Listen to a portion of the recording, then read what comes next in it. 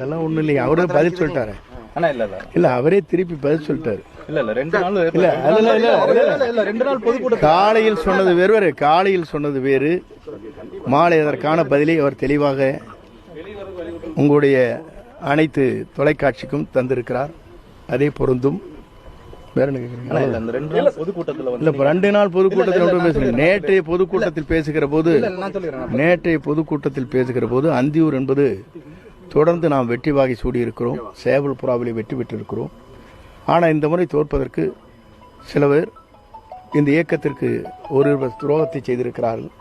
அதை நாம் கவனமாக எடுத்துச் செல்ல வேண்டும் என்று சொல்லியிருக்கிறார்.